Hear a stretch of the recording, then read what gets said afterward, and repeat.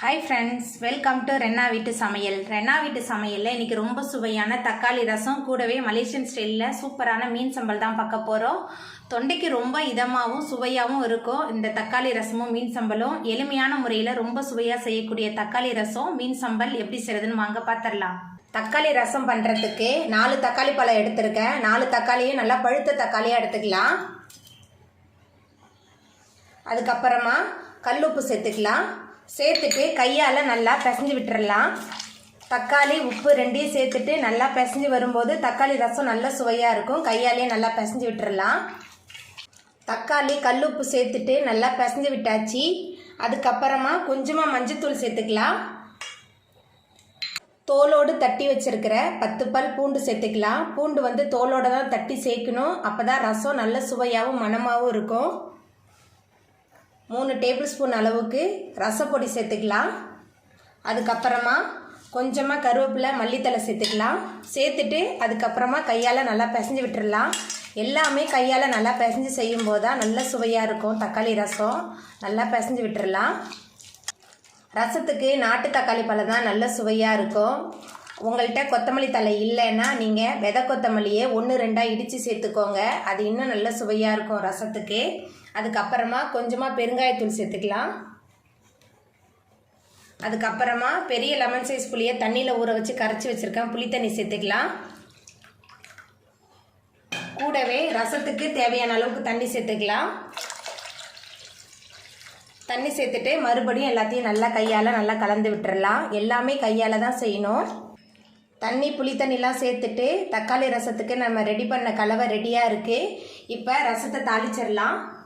தக்காளி ரசத்தை நம்ம தாளிச்சிடலாம். அதுக்கு 1/2 ஸ்பூன் அளவுக்கு எண்ணெய் சேர்த்துக்கலாம். குறைவான எண்ணெய் போதும். எண்ணெய் சூடாயிட்டு இதில் கொஞ்சமாக கடுகு சேர்த்துக்கலாம். கூடவே கொஞ்சம் வெந்தயம், அதுக்கப்புறமா 2 காய்ந்த மிளகாய் கிள்ளி வச்சுருக்கேன். காய்ந்த மிளகாய் சேர்த்துக்கலாம். கடுகு, வெந்தயம், காய்ந்த மிளகாய் எல்லாமே நல்லா பொரிஞ்சு வந்துருச்சு. அதுக்கப்புறமா நம்ம கரைச்சி வச்சிருக்கிற தக்காளி புளிக்கரைசல் சேர்த்துடலாம்.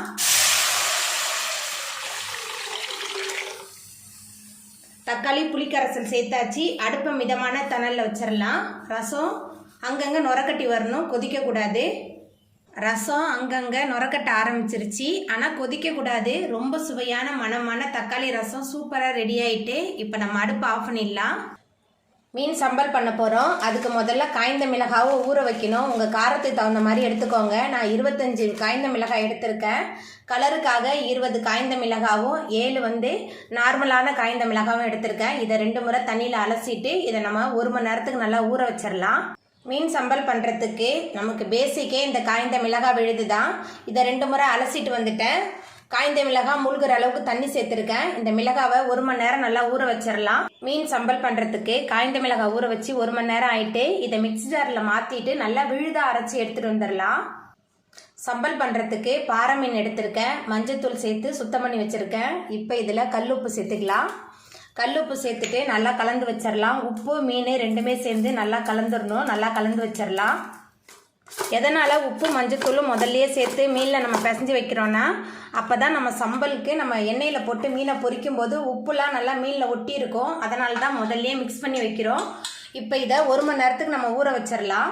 சம்பல் பண்ணுறதுக்கு 1 மணி நேரம் ஊற வச்சு மீன் ரெடியாக இருக்குது. இப்போ இந்த மீனை நம்ம தனியாக பொரித்து எடுத்துடலாம். சம்பல் பண்ணுறதுக்கு முதல்ல அடுப்பில் கடாய் வச்சுருக்கேன். எண்ணெய் சேர்த்துடலாம். மீன் பொரிக்க தேவையான அளவுக்கு எண்ணெய் சேர்த்துருக்கேன். எண்ணெய் சூடாகி வரட்டும்.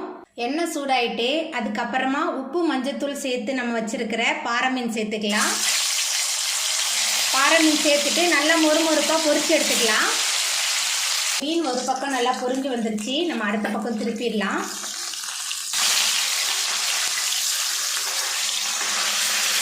ரெண்டு பக்கமுமே நல்லா பொரிஞ்சு வரட்டும். மீன் 2 பக்கமே நல்லா பொரிஞ்சு வந்துருச்சு. இப்போ இதை நம்ம எடுத்துடலாம். ஆனால் நல்லா மொறுமொறுப்பாக பொரிச்சு எடுத்துக்கணும். அடுத்த சட்டியை போட்டுடலாம். இதே மாதிரி நம்ம ரெடி பண்ணி வச்சுருக்கிற எல்லா மீனையும் போட்டு நம்ம பொரிச்சு எடுத்துக்கலாம். எடுத்து வச்சுருந்த எல்லா மீனையுமே கொஞ்சம் கொஞ்சமாக போட்டு நான் பொரிச்சு எடுத்துட்டேன். இப்போ இதையும் நம்ம எடுத்துடலாம். பாருங்கள் எல்லா மீனையும் எவ்வளோ சூப்பராக பொரிச்சு எடுத்துருக்குன்னு சொல்லிட்டு. அதுக்கப்புறமா மீன் பொரிச்ச அதே எண்ணெயிலேயே நீல வாக்கில் நறுக்கி வச்சுருக்கிற 6 பெரிய வெங்காயம் சேர்த்துக்கலாம். வெங்காயம் சேர்த்துட்டு நல்லா வதக்கி விட்டுடலாம். சம்பலுக்கு வெங்காயத்தை நீல வாக்கில் தான் நறுக்கி சேர்க்கணும். அப்போ தான் சாதத்தோட கலந்து சாப்பிட்றதுக்கு அந்த சம்பல் நல்ல சுவையாக இருக்கும். வெங்காயம் வதக்கும் போதே ரம்ப இலை கிடச்சிதுன்னா நீங்கள் ரம்ப இலை சேர்த்துக்கோங்க. ரொம்ப சுவையாகவும் மணமாகவும் இருக்கும் சம்பல் ரம்ப இலை சேர்க்கும் போது. நம்ம சேர்த்த வெங்காயம் நல்லா வதங்கி வந்துருச்சு. அதுக்கப்புறமா கொஞ்சமாக கருவேப்பிலை சேர்த்துக்கலாம். கூடவே 5 டேபிள் ஸ்பூன் அளவுக்கு இஞ்சி பூண்டு விழுது சேர்த்துடலாம். இஞ்சி பூண்டோட பச்சை வாசனை போகிற அளவுக்கு நல்லா கலந்து விட்டு வதக்கி விட்டுடலாம். இஞ்சி பூண்டோட பச்சை வாசனை போகிற அளவுக்கு நல்லா கலந்து விட்டு வதக்கியாச்சு. அதுக்கப்புறமா நம்ம தண்ணியில் ஊற வச்சு அரைச்சி வச்ச காய்ந்த மிளகாய் விழுது சேர்த்துடலாம். காய்ந்த மிளகாய் விழுது சேர்த்துட்டு நல்லா கலந்து விட்டு வதக்கலாம். காய்ந்த மிளகாய் விழுது சேர்த்துட்டு நல்லா கலந்து விட்டு வதக்கியாச்சு. அதுக்கப்புறமா உப்பு சேர்த்துக்கலாம். இது சம்பலுக்கு தேவையான அளவுக்கு உப்பு மட்டும்தான் சேர்க்குறேன். ஏன்னா மீனில் நம்ம ஏற்கனவே உப்பு சேர்த்துருக்கோம். உப்பு சேர்த்துட்டு நல்லா கலந்து விட்டுறலாம். எல்லா சம்பலுக்கான பேசிக்கே இது தான். காய்ந்த மிளகாய் வெங்காயம் இது மட்டும்தான். இதை பயன்படுத்தி மீன் சம்பல், இறால் சம்பல், அதுக்கப்புறமா கருவாடு சம்பல், கோழி சம்பல், முட்டை சம்பல், உருளைக்கிழங்கு சம்பல், இப்படி நிறைய வகை சம்பல் செய்யலாம். நம்மளோட சாப்பாட்டில் நம்ம தொகையல் ஊறுகாய்க்கெல்லாம் எந்த அளவுக்கு முக்கியத்துவம் கொடுக்குறோமோ அந்த அளவுக்கு மலேசியா மக்கள் சம்பலுக்கு ரொம்ப முக்கியத்துவம் கொடுப்பாங்க. எல்லா நாட்கள்லேயும் 3 வேளையுமே அவங்களோட சாப்பாட்டில் சம்பல் இல்லாமல் சாப்பிட மாட்டாங்க. நல்ல காரசாரமாக செய்வாங்க சம்பல். காய்ந்த மிளகாய் விழுது சேர்த்துட்டு நல்லா கலந்து விட்டாச்சு. அதுக்கப்புறமா இதில் தண்ணி சேர்த்துக்கலாம். நான் மிக்சியை கழுவி அந்த தண்ணி தான் சேர்க்குறேன். தண்ணி சேர்த்துட்டு நல்லா கலந்து விட்டுறலாம். மசாலாவோட பச்சை வாசனை போகிற அளவுக்கு காய்ந்த மிளகாய் விழுது நல்லா கொதிச்சு வரட்டும். மசாலாவோட பச்சை வாசனை போகிற அளவுக்கு சம்பல் நல்லா கொதிச்சு எண்ணெய் பிரிஞ்சு வந்துருச்சு. அதுக்கப்புறமா 2 டேபிள் ஸ்பூன் அளவுக்கு நாட்டு சர்க்கரை வச்சுருக்கேன். நாட்டு சர்க்கரை சேர்த்துக்கலாம். உங்களோட விருப்பம்தான். நாட்டு சர்க்கரை சேர்க்கலைனாலும் பரவாயில்ல. நாட்டு சர்க்கரை சேர்த்துட்டு நல்லா கலந்து விட்டுறலாம். நாட்டு சர்க்கரை சேர்த்துட்டு நல்லா கலந்து விட்டாச்சு. அதுக்கப்புறமா நம்ம எண்ணெயில் போட்டு பொரிச்சு வச்சுருக்கிற பாறை மீன் சேர்த்துக்கலாம். பாறை மீன் தான் சேர்க்கணும்னு இல்லை, உங்களுக்கு பிடித்த எந்த மீன் வேணாலும் சேர்த்துக்கலாம். எல்லா மீனுமே சம்பலுக்கு நல்ல சுவையாக இருக்கும். பாறை மீன் சேர்த்துட்டு நல்லா கலந்து விட்டுறலாம். மீன் சேர்த்துட்டு நல்லா கலந்து விட்டாச்சு. மீன் சேர்த்து மீன் மசாலா ரெண்டுமே சேர்ந்து ஒரு 5 நிமிஷத்துக்கு நல்லா கொதிச்சு வரட்டும். இது டிஃபன் ஐட்டத்துக்கெலாம் நல்லா இருக்காது. சாயத்தோட கலந்து சாப்பிட்றதுக்கு மட்டும்தான் சம்பல் நல்ல சுவையாக இருக்கும்.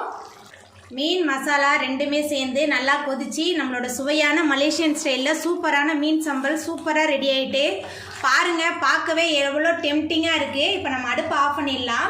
அவ்வளோதாங்க, ரொம்ப சுவையான தொண்டைக்கு இதமான தக்காளி ரசம் மலேசியன் ஸ்டைல் மீன் சம்பல் சூப்பராக ரெடி ஆகிட்டு. இந்த சுவையான தக்காளி ரசம் மலேசியன் ஸ்டைல் மீன் சம்பலை நீங்களும் உங்கள் வீட்டில் செஞ்சு பாருங்கள். இந்த வீடியோ உங்களுக்கு பிடிச்சிருந்தா லைக் பண்ணுங்கள், ஷேர் பண்ணுங்கள், கமெண்ட் பண்ணுங்கள், சப்ஸ்கிரைப் பண்ணுங்கள். அப்படியே பக்கத்தில் உள்ள பெல் பட்டனையும் கிளிக் பண்ணிடுங்க. நன்றி.